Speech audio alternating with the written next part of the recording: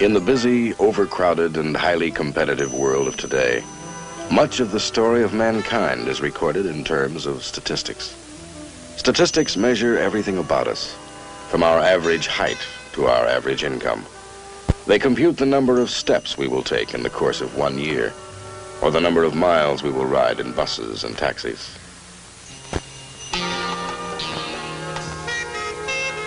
Much statistical data is inconsequential.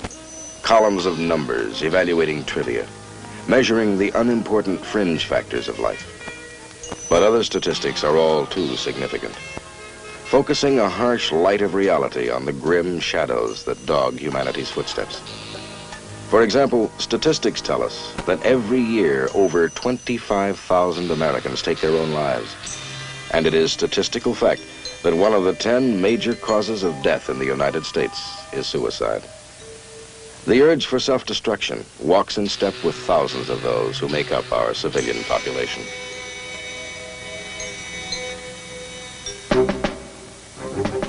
And as a natural consequence, it also marches alongside some of those who wear the uniform of the United States Army. The stories of 5 such individuals will now be told, and the endings will not be happy. But the point and purpose to be made here is that such tragedies are not inevitable. Prevention is possible, for, as you will see, the suicidal individual almost always provides clues that give advance warning of his intentions. Watch for these clues. Remember these clues. They could someday enable you to save a life.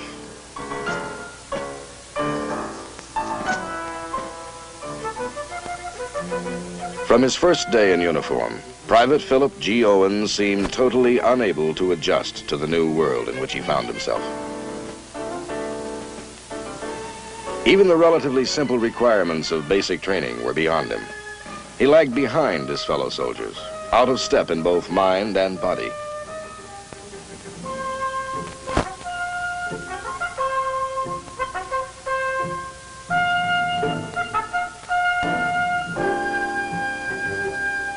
His failure to keep the pace quickly singled him out for attention. Many believed he just simply wasn't trying.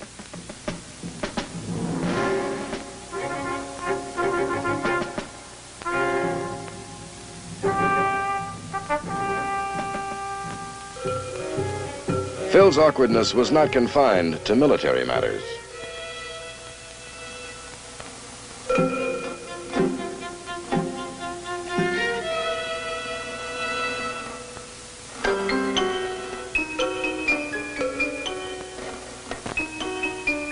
What do you do with a misfit like Owens?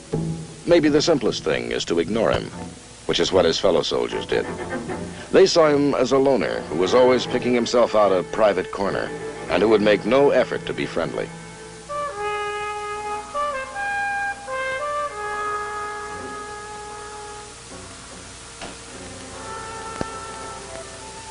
When Owens started a regular chain of visits to the dispensary, the men in his platoon nodded knowingly and said, "That figures."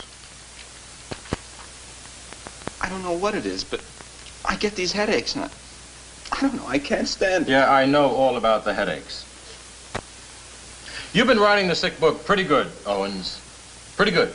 I haven't been writing the sick book. Sometimes my head feels like it's going to explode. I don't know what to do.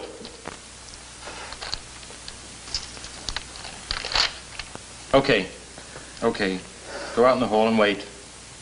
The doctor will see you in a little while. His fellow soldiers were an unsympathetic audience.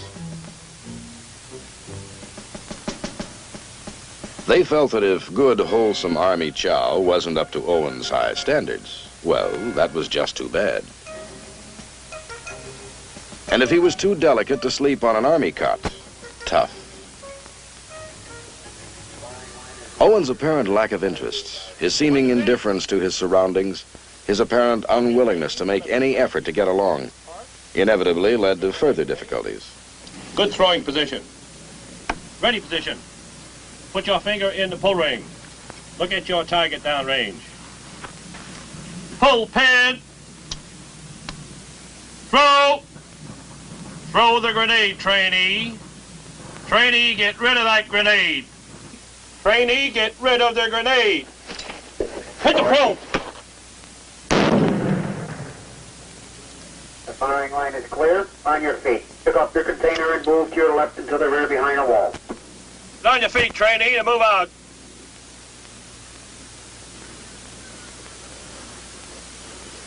Come on, trainee, move out. Owens, get over here. I watched you from the tower. Can't you do anything right? I'm turning you in.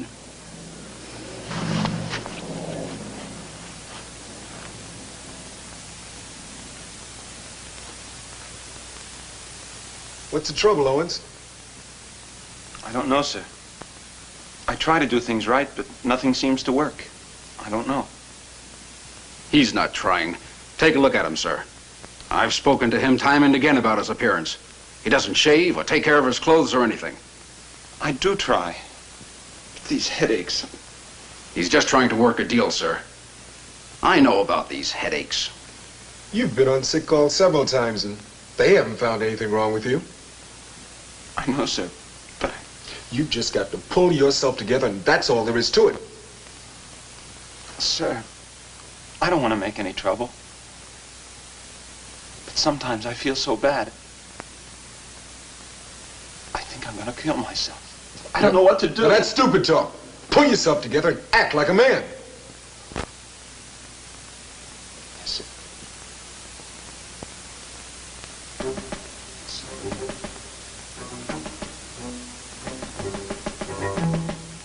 Something new has been added to Owen's torrent of troubles. A suggestion of suicide. It has been labeled as stupid talk, and perhaps it is. For isn't it true that if they talk about it, they never do it?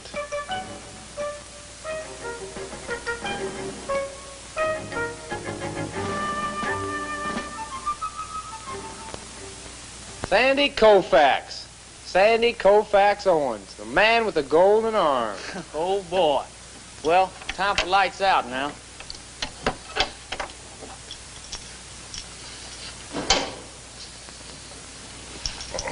Gotta get your rest now, chump. Let's go Betty back.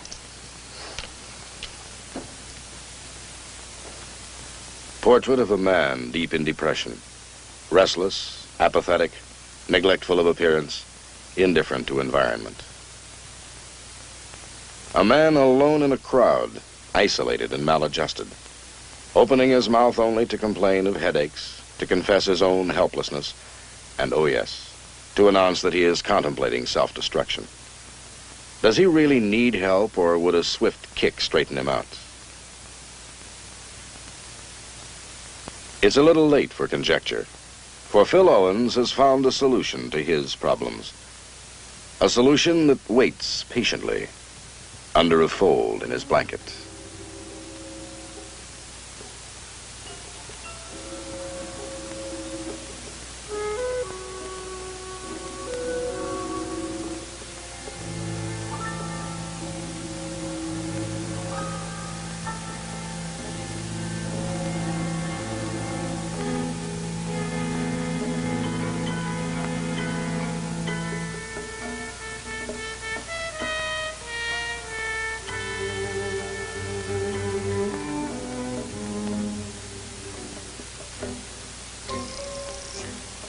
The CQ should not be surprised to discover that Owens is not in his sack. For Owens' desperation has been announced in many ways. His inability to adjust, his drift into isolation, his loss of appetite, his insomnia, his growing depression. They were all clear signs. They were all clues, and an experienced eye could have seen that they added up to something more than absence without official leave. That they predicted an act of desperate finality.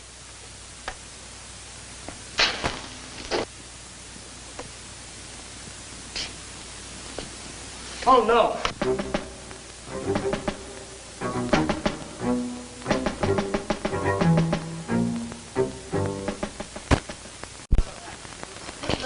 Call a hospital in the OD and tell them to get over here. What's the matter, son? Who is? Hey, Dillon, get in here and give me a hand.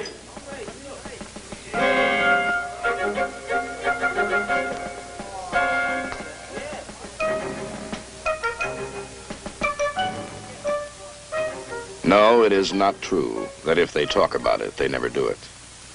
A suicidal threat, particularly when accompanied by insomnia, loss of appetite, complaints of illness, and other indications of deep depression, should never be ignored.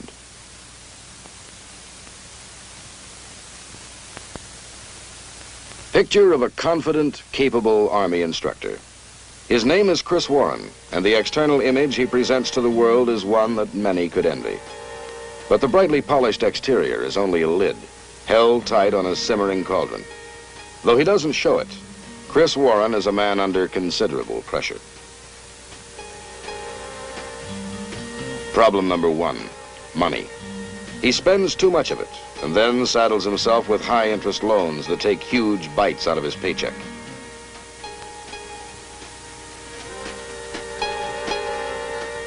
Problem number two, an irresponsible, immature wife who lacks the discipline and restraint that could help Chris to work his way out of his difficulty.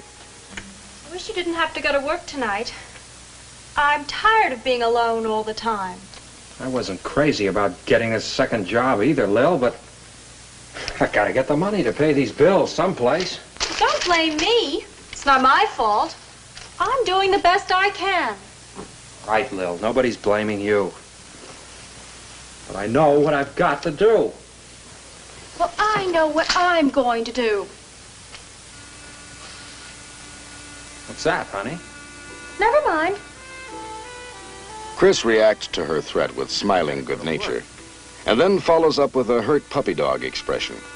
But each attitude only increases her irritation and contempt, and strengthens her determination.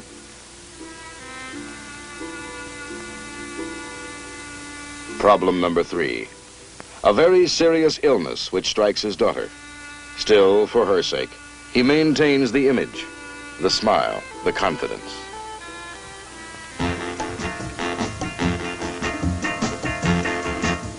But then comes a blow that catches him right on the button. Verification for his own disillusioned eyes of the fact that his wife is running around with other men. Men with fat wallets and trim automobiles.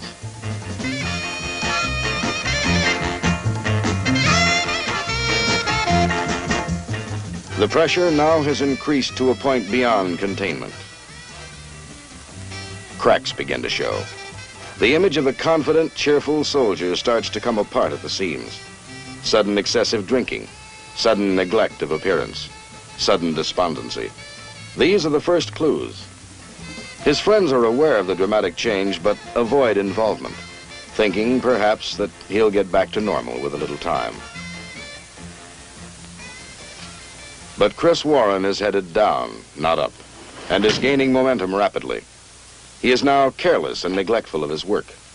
Sinking into a deep pool of self-pity, he begins to feel that the world and his superiors are all against him. You were late for class this morning, Warren. That's the second time this week. I know. I ran into a little traffic and I'm sorry. Yeah, I know you're sorry. But if you don't snap out of it, you're going to find yourself in big trouble. I do my work. You don't have to lean on me. No, you don't. Your work's been sloppy. And you're on the phone with your wife all day. And you walk around here looking like an unmade bed. Look at yourself.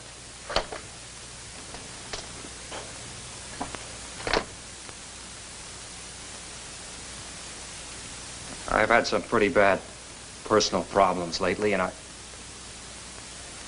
I guess I ought to talk to somebody about them. Maybe I'll see the chaplain. You see anybody you like, but I'm telling you this. If you don't shape up in a hurry, I'm turning you into the old man. Now, you remember that.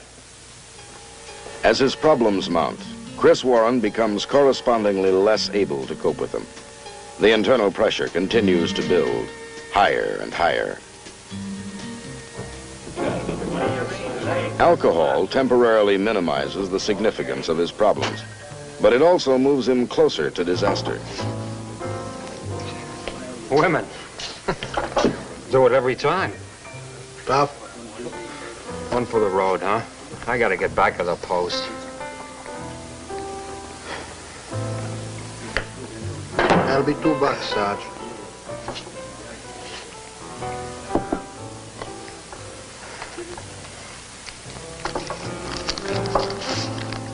Keep it. And now he makes his most serious mistake.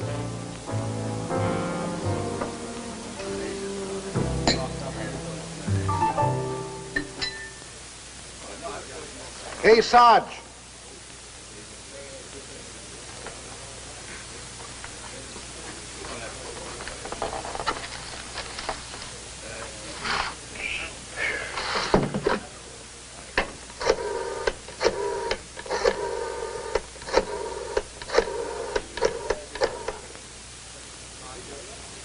Military police, please. Sir, it was unintentional. My wife's been running around with another man. I'm sorry, Warren. The case is out of my hands. Sir, my record's been good up till now. Not recently.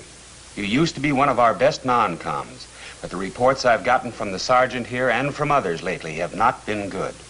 Sergeant. Sir, I've got trouble. I can't pay my bills. I can't take any more trouble. Your offense is currently under investigation, Warren. The outcome of that investigation will determine how this matter is settled. That's all, Warren. Sergeant, take this man back to his quarters. Dismissed. Chris Warren is now reduced to the silence of desperation. A desperation that flashed many unseen danger signals and shouted many unheard cries for help. Portrait of a man whose normally bright and confident exterior belied the fact that he, too, could be overwhelmed by troubles. But it was all there. The extreme change of behavior patterns, the drinking, the loss of efficiency, the inability to cope with family and professional problems, the physical deterioration. All clues predicting disaster.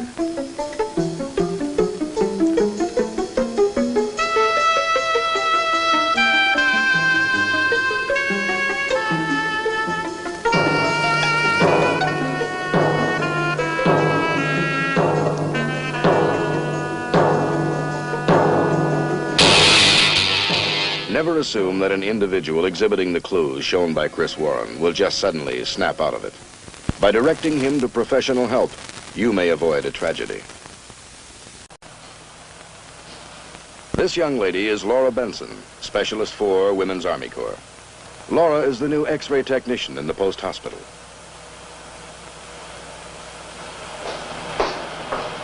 There. That wasn't painful, was it? No. Okay, I guess that's all we can do right now. The results of your X-ray will be sent to your doctor. Thank you.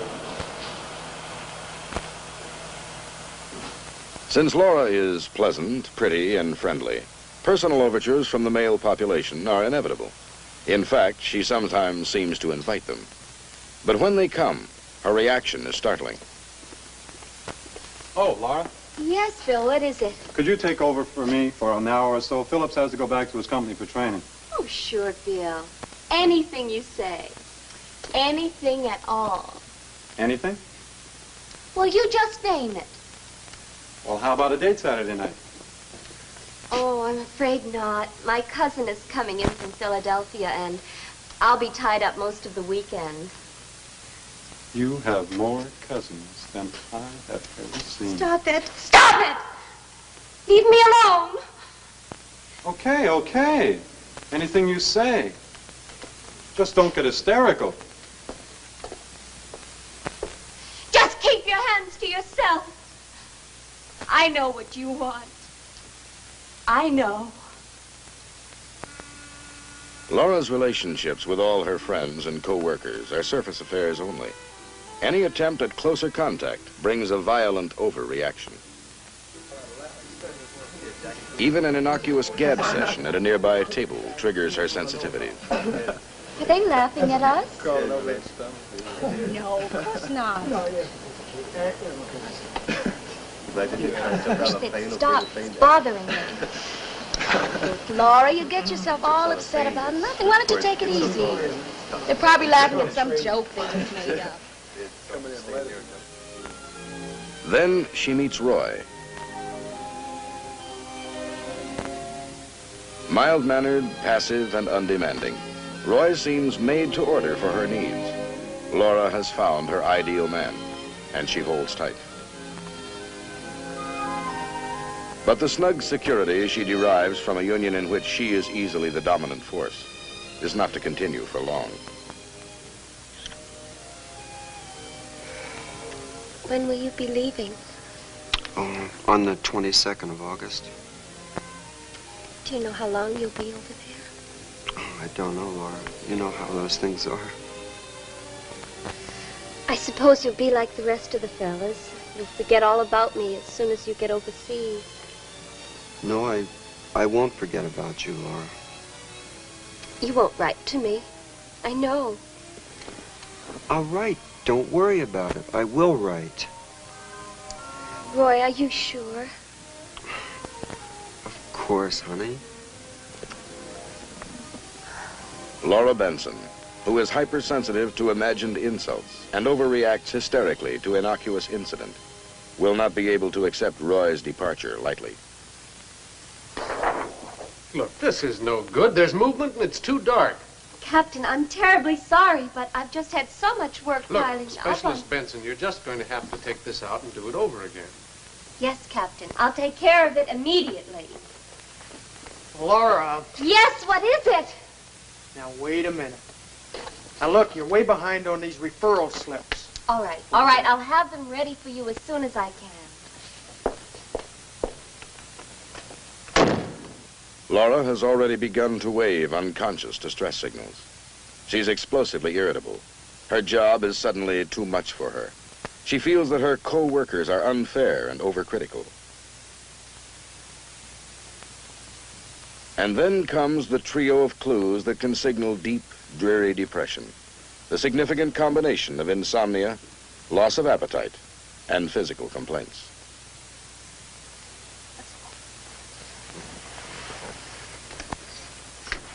Thank you for helping out. You're welcome, sir.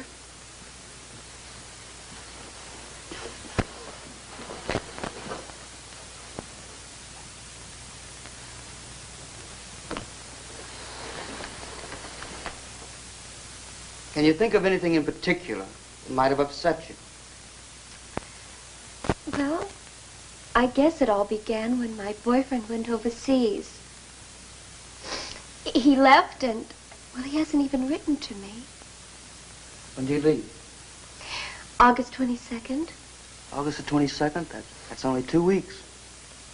He's only been there a week. He hasn't written, Doctor. And I really don't think he will. You can hardly expect to have received a letter in that length of time. I know, Doctor, but just that I really don't think he will write. And I've been so worried. I don't know what to do. I'm just so mixed up inside. She bombards Roy with a rapid-fire series of angry, possessive, accusing letters, compelled by her own hysterical, illogical evaluation of a personal crisis.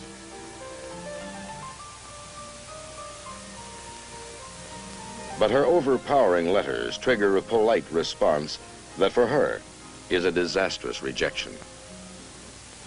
And while I feel you're a wonderful girl, Laura, I think this thing has gotten too serious. Maybe you ought to go out with other fellows and learn to relax and enjoy yourself more. Laura's world is toppling, and she must step out from under the weight of a problem with which she cannot cope. None have responded to the clues that were evident in her behavior, and without help or guidance, she can see only one way to turn.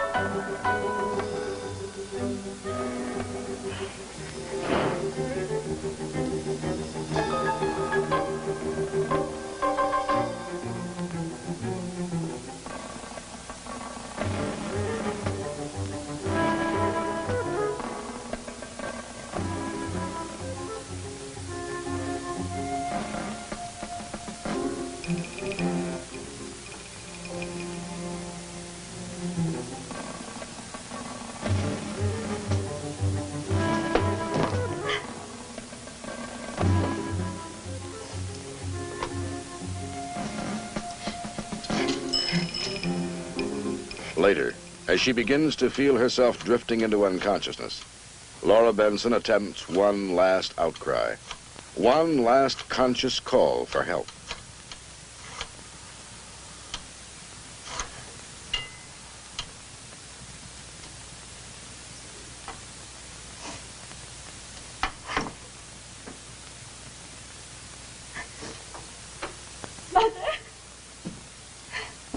Mother, I can't take it any longer.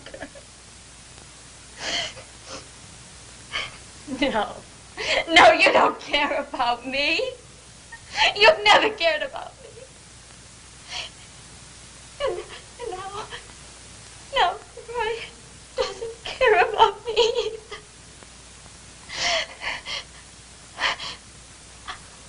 I'm going to show all of you.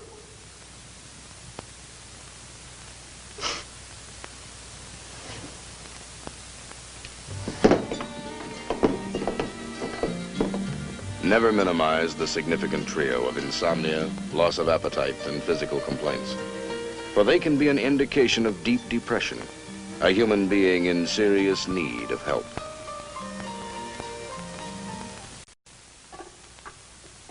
This soldier's name is Hal Whitney. He does not top the popularity polls. In fact, more than a few men in his outfit have toyed with the idea of pushing him off a roof, in front of a speeding truck, or maybe under an M60 tank. Hal's a wheeler dealer, a manipulator, a loudmouth braggart who's always looking to con himself into something good or out of something bad, always looking to clip the other guys. The trouble is, the other guys are smarter than Hal is. They get his number fast, and lately, in his not too subtle attempts to take advantage of his buddies, he is striking out with depressing regularity. Hey, Chuck. How about doing me a favor, huh? Yeah? How about loaning me a fast 12 just till Tuesday, okay? Nothing doing. Oh, why not, Chuck? Come on, just till Tuesday. What's the big deal? What am I asking you, $12 till next Tuesday? I'd do the same for you. I said nothing doing. Now, look, you put the bite on me too many times already. I'm getting sick and tired of it. Me? Me? How can you say that, Chuck? I mean, really, I'm surprised. I really am. Well, don't be too surprised. Look, you're in with half the guys in the company already. Money, equipment, something, anything. Boy, you guys are small. You know that? The last outfit I was in, you could depend on a buddy to do you a favor. You guys wouldn't lift a finger if somebody was dying right in front of you. Man, I gotta get out of this outfit.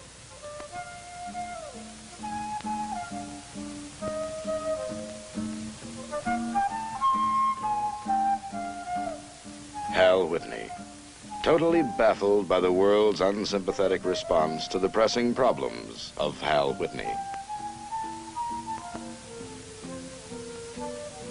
Convinced he is being taken advantage of, Hal counterattacks with all the fury he can muster. Yeah. All right, we'll see. Goodbye. Sergeant, why am I on that KP list again? Forget it, Whitney. You're on KP and you're going to pull the assignment. No funny stuff this time. Why me? 43 guys in the barracks and you're always picking on me. Sutton's in the hospital and you're the next name on the duty roster. Nobody's picking on you. Well, I'm not going to hold still for it. Look, I'm tired of being pushed around. I want to see the old man. You suit yourself. His fellow soldiers grow increasingly contemptuous of Hal's aggressive but futile attempts to outwit both the Army and life in general. Then it is his turn, Sergeant? Yes, sir, it is. That's all. Sir? I pull my share of assignments, sir. This isn't fair. He's sticking it to me. According to the duty roster, Whitney, it is your turn. No one's trying to take advantage of you. He's always leaning on me. The whole outfit's down on me. I want out. I want a transfer.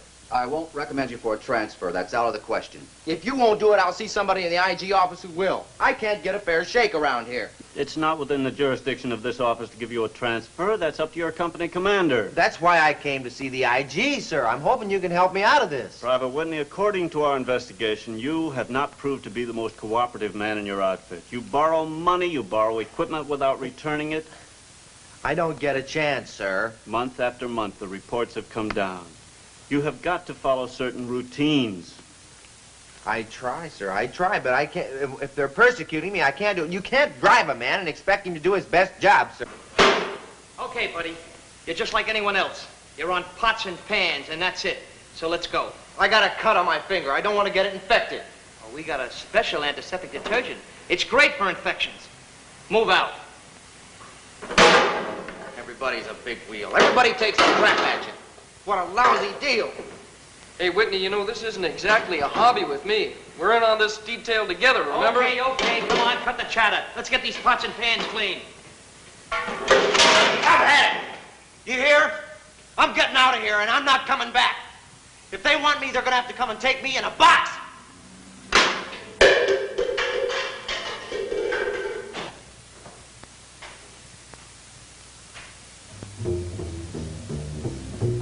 Later, Whitney is rounded up by the MPs in a local bar.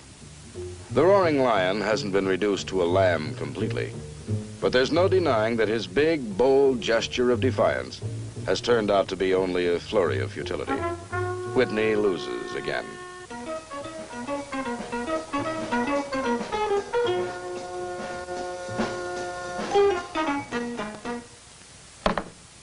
I've just about had it with you, Whitney. I gave you an Article 15 before. Now I'm putting you up for a summary court-martial. And in the meantime, I'm restricting you to your barracks. But, sir, you... That'll be all. It is true that Hal Whitney is now boxed into a corner, a man in serious trouble. It is also true that with his outbursts, his inability to get along with others, and his overreactions to frustration, he exhibits clues in common with Phil Owens, Chris Warren, and Laura Benson. But unlike that trio, doesn't Hal Whitney have the strength of his own aggressive nature, the energy of his own brash personality to keep him going? Wouldn't he, a man who has never taken anything laying down, continue to look for some way to outwit the world around him?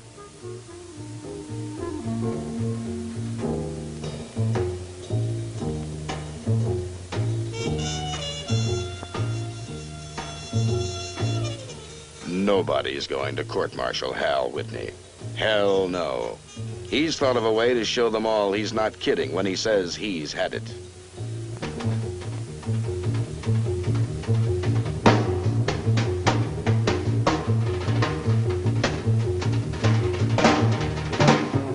Whether an immature bid for attention, a true suicide attempt, or perhaps a combination of both, Hal Whitney's action verifies extreme emotional disturbance. It is the act of a man in need of professional attention.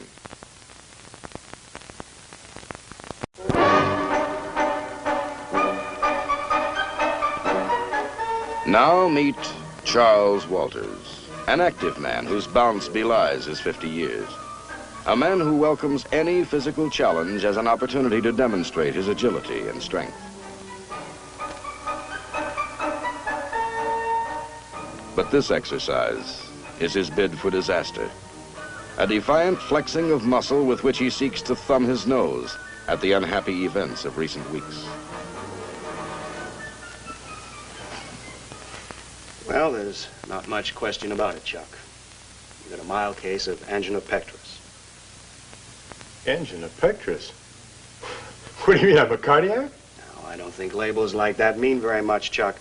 You see, the problem is that sometimes your heart muscle doesn't get as much blood as it should. I've always been in such good condition. I don't feel like an invalid. Now, you're not an invalid, Chuck. You've got this condition, and you're going to have to learn to live with it. Now, it won't be all that hard. Now, go and get dressed, Chuck. Go and get dressed, Chuck.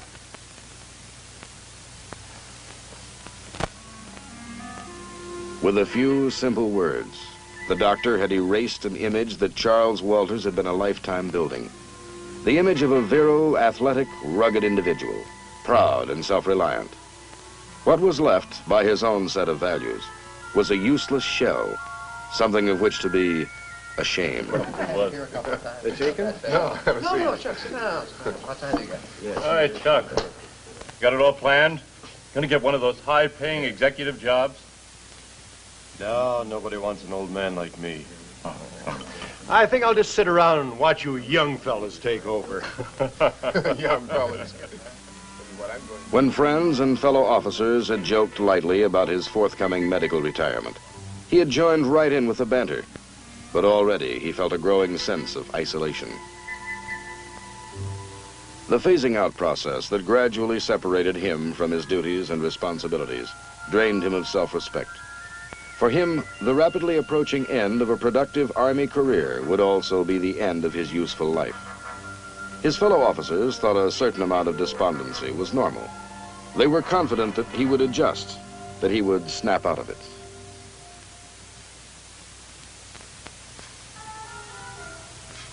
They did not know. They could not see that Charles Walters was drifting with steadily increasing momentum toward despair.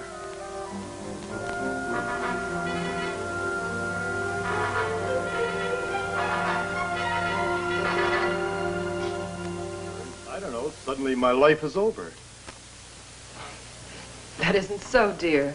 Why, there's a lot you can do. We're not going to starve. Yeah? Who wants a retired infantry officer with a bum heart? Well, you could do some coaching. You've always loved sports. Don said he'd get your job at his school. All you have to do is work up a resume for it.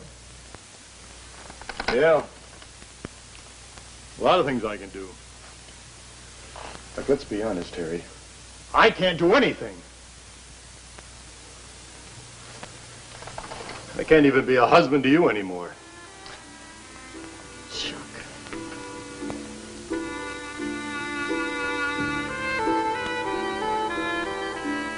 Chuck Walters, an invalid, he'd rather die first.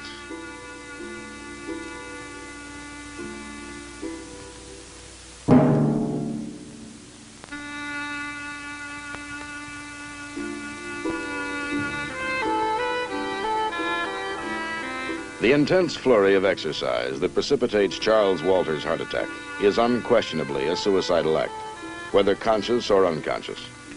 Luckily, the attack is not fatal, and perhaps this close sideswipe with death will bring to him a new awareness of the joy of living. Perhaps now the fog of depression will lift, and he will see the brightness that is possible in his future.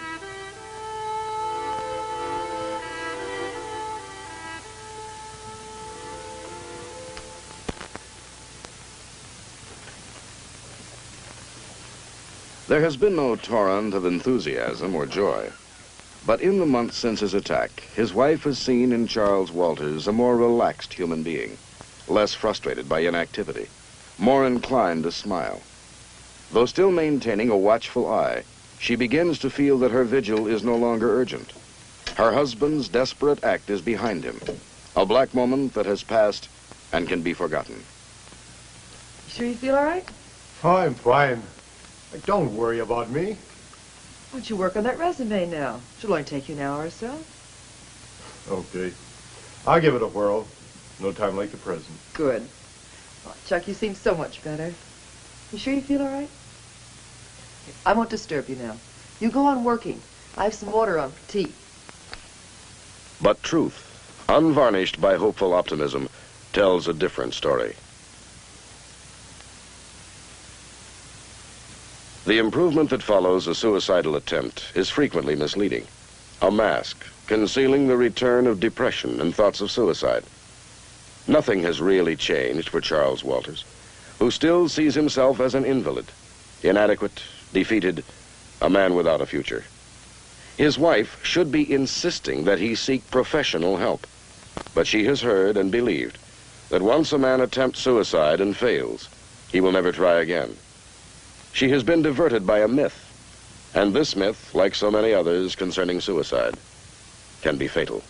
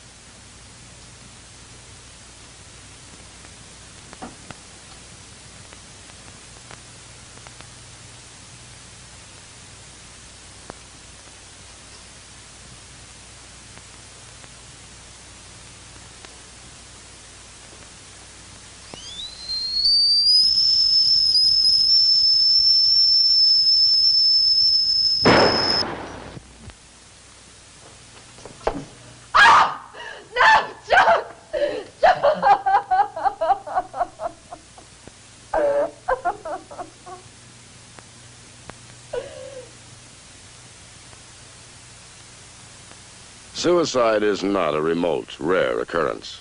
It has, in fact, become one of our most serious national health problems. But most suicides are not inevitable. Prevention is possible if the potential suicide is recognized, and if we learn where myth ends and truth begins. Remember, suicide is not always sudden. It is almost always preceded by danger signs, clues indicating severe emotional disturbance and depression.